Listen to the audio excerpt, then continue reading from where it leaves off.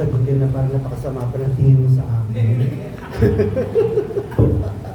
Oh, yun na nga, yung tanong ko kanina. And then, diretso ko na rin, yung kung ano may mga pinagdadaanan ngayon yung mga magkakapatid. Do you believe na parang part na rin yan ng grieving? Though 1 year na, pero parang nandun pa rin kayo sa prosesong gano'n. I think grieving has its own time. You don't say that I'm not going to grieve anymore tomorrow. Grieving is today you're sad, maybe tomorrow you're okay. The following day maybe you're just lutang. The following day you're just happy with remembering the person you love with all the beautiful memories. The following day it can be something else. So grieving is it comes in waves. You know, it comes in waves. And you just, I guess, try to live one day at a time. You just take it in. But ako, to be honest, sometimes,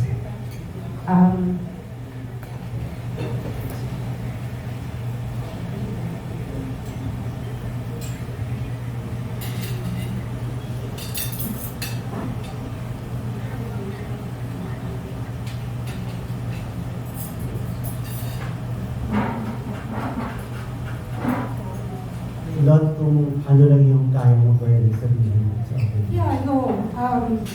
When I think about mom, I forget she's gone. You know, sometimes yung isip ko nandiyan lang siya. And then, you snap back and then you remember she's no longer there. As I said nga, it comes in waves, but if there's one thing I guess with, like, I'm sure with Derek Louie and with Misty, you carry with you the beautiful memories. Those are the things that you will always just be thankful and grateful for, that you were part of their journey in life and that they are part of yours. And that you just carry that with you through time until we're here. And then hopefully whatever, you know, whatever beautiful memories that you shared with them, you can pass it on along and just tell everyone about the beautiful things that they've done in their life while they were here. So, yun. Pagdating naman sa aming magkakapatid, I'd like to apologize to my co-actors, to Miss T, to Ate Cooks, to Kuya Lloyd, to Derek, and to Mama Beth. Today is just not a good day for me. If I may just go straight to the point, I'd like to say excuse me to my LBT family. I know this is not the proper venue and all, but let's just take it out there. Okay na ba yun, Mas? Oo, no? Ian was interviewed before I came here. He was in Fast Talk with Boy Abunda.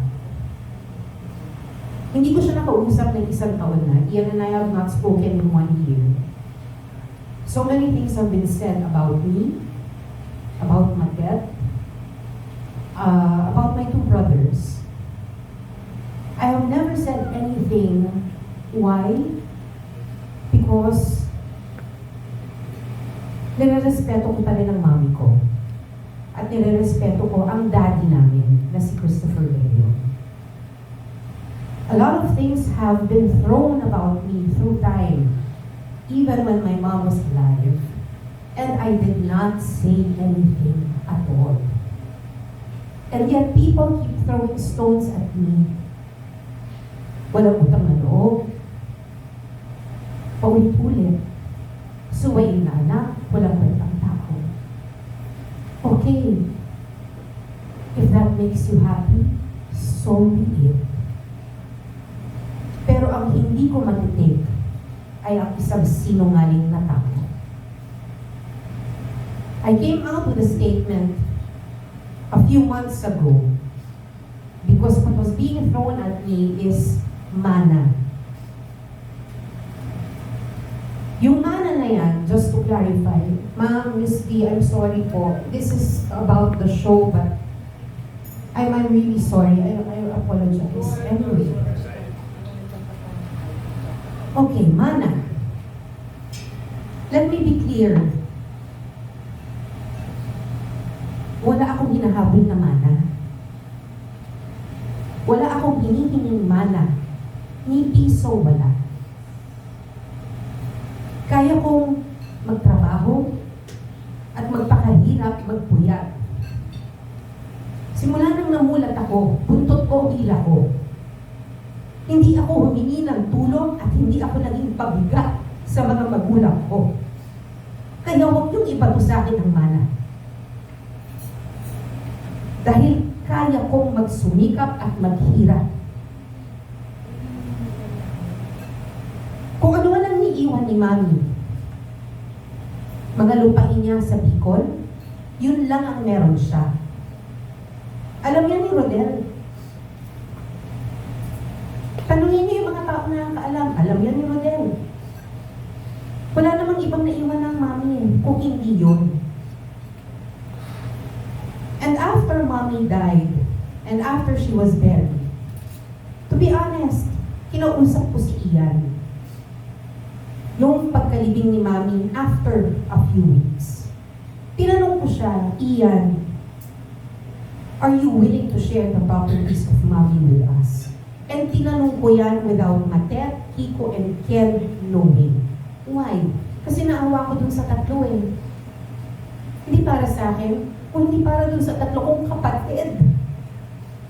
Dahil wala namang iniwan si Mommy sa kanila. And tanggap naman namin na kung ano ang meron si Mommy, kay Ian yan. Walang nanghihingi yan, walang nangaagaw. At sinabi ko kay Ian, if you're willing to share the properties of Mommy with us, maraming salamat. Kung hindi, okay lang. Walang problema. And tinanong ko yan without Matet, Kiko, and Ken knowing. I just wanted to know if he would. For the sake of the three. Kasi ako, kaya ko eh. Buong buhay ko naman kinaya ko. Dumating ang punto sa buhay ko, wala akong pera, wala akong panggas, pinuputulan ako ng Meralco, ng tubig. Wala naman tumutulong sa akin. Pero kahit minsan, hindi ko dinistorbo ang mga magulang ko, kahit mga anak ko. Pero kinaya ko, tumayo ako, nagsipag ako sa tulong ng asawa ko, kaming dalawa. Tamaan ako ng kidlat ngayon kung meron akong naagrabihadong tao. Kaya huwag mong ibabato sa amin yung mana. Kay Ian na yan. Pagdating naman doon sa foundation, tinanong ko siya. Sabi ko, are you willing to do the foundation with us? Sabi ko, magtayo tayo para kay Mommy to continue her legacy. Anong sinabi niya? I'm not ready. Wala akong ilalabas na pera. At lahat ng usapan namin ni Ian, nasa text yan. May kopya ako. Sabi niya, hindi ko pa kaya ngayon. Sabi ko, okay. Irerespeto ko yan. Hanggang sa nagkaroon kami ulit ng conversation because Matet and Kiko and Ken said, ate, naiintindihan namin yung gusto mong gawin. Magtayo na tayo. Sabi ko, hindi ko pwedeng itayo to nang hindi tayo kompleto. Kinausap ko ulit si Ian. Sabi niya, hindi, go ahead, do it. Gawin nyo, susuportahan ko yan. Ang sabi niya sa akin, pag ready na ba ako, pwede akong sumali? Sabi ko, oo, Ian. Kasi atin to, for the legacy of Mommy. Ano bang legacy? Ano bang legacy? Ang legacy ni Mommy, isang pagtulong sa kapwa, hindi ba? Yun lang naman ang gusto kong ituloy. Hindi para pagkakitaan ng kahit ano. In fact, ako pa nga ang maglalabas sila para maghanap ng pera, para magtayo ng foundation. When I finally was able to put up the foundation, anong ginawa niya? Nagpunta sa Facebook. Ang sinabi niya, hindi ko alam yung foundation na itinayo. Hindi ko pinapayagan ng kahit sino na magtayo ng foundation. Hindi ako nagpapayag ng kahit na sino magbigay ng pera dyan sa foundation na yan. Doon ako nasaktan. Bakit? Kasi alam niya. Alam niya lahat. Alam niya lahat. So hindi ko maintindihan kung bakit puro kasinungalingan na lumalabas sa bibig mo, iyan. Bakit? Sinabi niya kanina sa fast talk, sinabi daw niya sa akin, kay Matet, kay Kiko, kay Ken, na magtatayo siya ng one-person corporation ng enterprise. He never told us. He never told us, he never shared with us anything at all. Wala siyang shinare, wala siyang sinabi, wala siyang kwento. Hinahayaan na nga namin, ako tahimik na ako eh. But I will not allow anyone to put Matet down, to put Kiko down, to put Ken down, and to say all these lies because it's not true.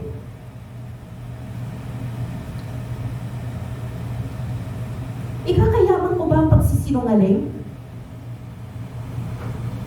Ikakayaman ko ba ang pang-iisa ng kapwa? Ang gaba ng Panginoon. Diyos ko, matakot tayo sa totoo lang. Pero hindi na ako papayag. Enough. Enough with the lies. Enough with all of that. Tahimik ako, tahimik na si Matet, tahimik si Kiko, tahimik si Ken. Wala na kaming sinasabi. And then you go out on a TV show and then you tell everyone na sinabi mo sa amin, which is not true. Pinadaan ko na nga sa abogado ko eh. Para nga hindi na ako magsalita noon pa man.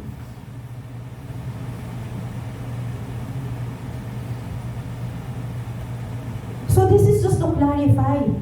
Whatever you're hearing, whatever you know, it's not true. Now this is coming from me. And this pains me so much kasi tinuring ko siya. Nalagaan ko siya bilang kapatid. Binilin sa akin ng nanay ko. Ilang taon bang wala si Mami na nasa Amerika siya? Sa akin naiwan si Matet, si Kiko, si Ken, kahit si Ian, ilang taon sa akin pumira yan. Nung asawa ko pa si Monching, ginawa pa namin siya ng sariling kwarto sa bahay namin.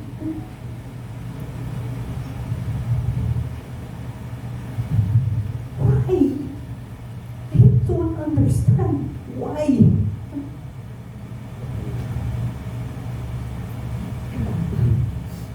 Again, sa kanya na lahat. Wala akong hinihingi. Wala kaming hinihingi. Wala akong inaagaw. Walang inaagaw si Matet. He can have it all. Kasi para sa akin, sapat na natatawag kong Mami si Nora Honor. Sapat na napalaki ako ng isang superstar. Sapat na nabigyan ako ng pangalan ni Mami. He can have it all. Galit ako. Galit na galit ako.